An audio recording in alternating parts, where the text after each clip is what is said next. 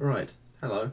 Today we are going to be doing a guitar tutorial, so if you're subscribed to me for my video game stuff, feel free to skip this, but for my guitar players, today we are going to be learning how to play Ketchum ID or Ketchum Idaho by Boygenius. Alright, I'm basically making this because I heard this on YouTube when Boygenius did their NPR Tiny Desk concert, and immediately I thought, wow, I want to be able to play this. But for a song that's pretty popular, that has, that video alone has 1 million views and it has 4 million streams on Spotify, I couldn't find any YouTube tutorials on how to play it. Personally, I like to go to YouTube when I want to learn guitar because there's someone there actually, talking you through the fingerwork and everything. It might be because it's quite a simple song. If you're really good at music, you can probably figure it out by ear, and there are plenty of highly rated tabs on it. But I also wanted to make this video because when I was looking at those tabs and when I was comparing and contrasting them with the videos of Phoebe Bridgers playing the song live, I noticed that there was a few discrepancies that no one I could really see on the internet accounted for. So today I'm going to talk you through how I think the right way to play it is based on these live performances. That'll also show you footage of, just to kind of make things clearer. So basically, for the first verse, you're going to want your basic chords, a C/G, a C with an added bass note on the first fret, and with an accent of the third fret on the high E string. So like that, if you can see. Then you're going to want to bring it back to C/G. Tabs are going to tell you to play G6 suspended, which sounds like this. But I think you're going to want to change that a little bit. Just bring your middle finger up one to make a G shape, and keep those accents, the first fret of the B string and the third fret of the E string. Back to C/G.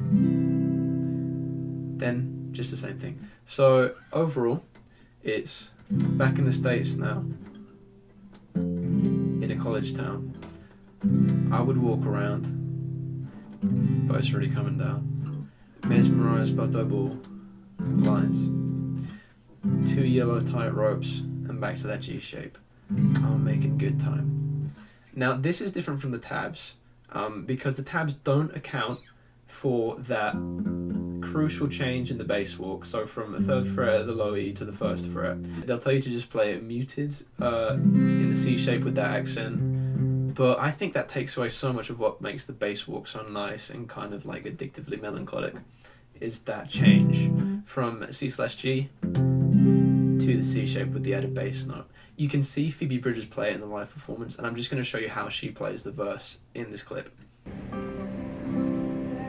States now, in a college town, I'm walking out, it's really coming down, mesmerized by the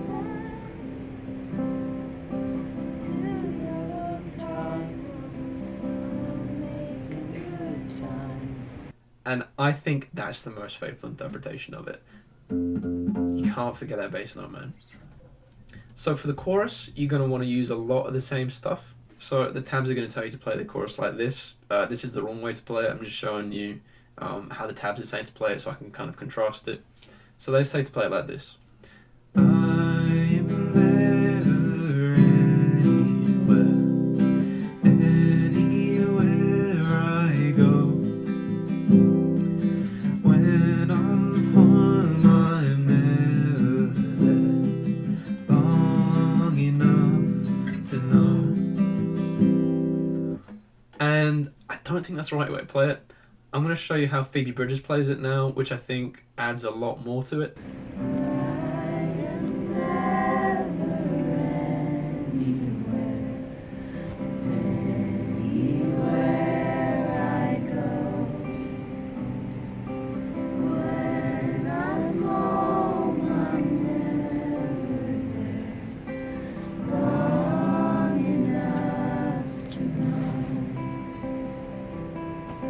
So how I think she plays it, and you can disagree with me on this is just my interpretation. Feel free to leave a comment if you think I've got it maybe a little bit confused. But I think she plays it like this. I think she definitely, you can see her thumb go around for the C, so she adds that bass note on the C and maintains the accent there. So it goes, I'm never anywhere. And just that change from the to the, like those 3 notes in themselves are so There's something so nice about them. It's so much richer, fuller. It adds so much to that bass walk. So that's the first two. Instead of the G6 suspended, I think on Anywhere I Go, I think she changes it to the straight G shape that we played before. On Long Enough to Know, I think the tabs are completely wrong. They tell you to play it C/G, C/B, G6 suspended, and I'm just going to show you again how she plays it in the live performance.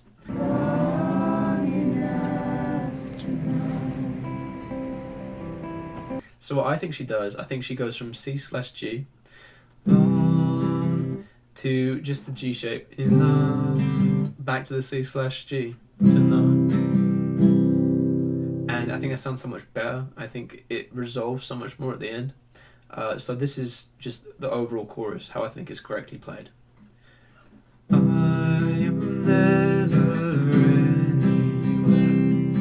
anywhere I go.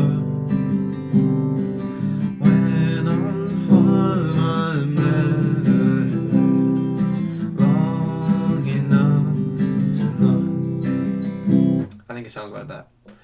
Then the second verse is just the same as the first verse. The only thing left really to cover is the middle 8. I'm just going to screenshot how the tabs tell you to play it, which I think is wrong. Here's Phoebe Bridgers playing it.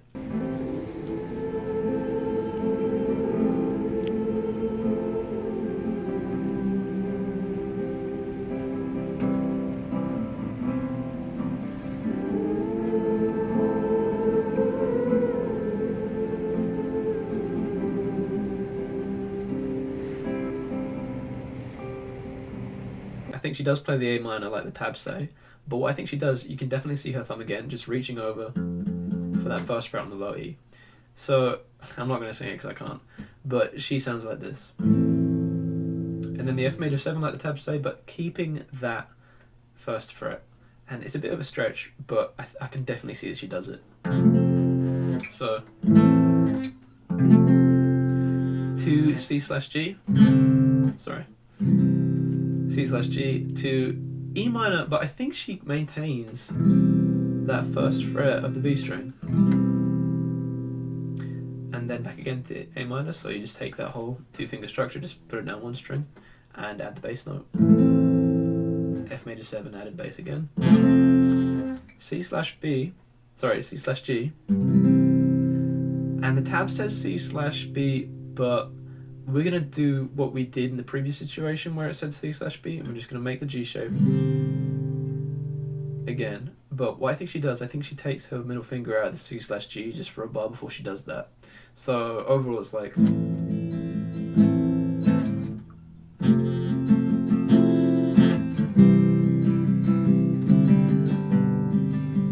So yeah, again, just take out the middle finger one more time. And I think that's it, guys. Main things to keep in mind: don't forget your man's up here with your thumb, first fret of the low E string. I think that adds so much more to it. Again, do not play C/B at any point because I don't think Phoebe Bridgers does. But that's just my interpretation, guys. If you think there's anything I missed or anything that could be added, that's, you know, has this kind of fidelity to the live recordings, leave it in the comments. But apart from that, it's a great song, and I hope this kind of helps you play it a little bit.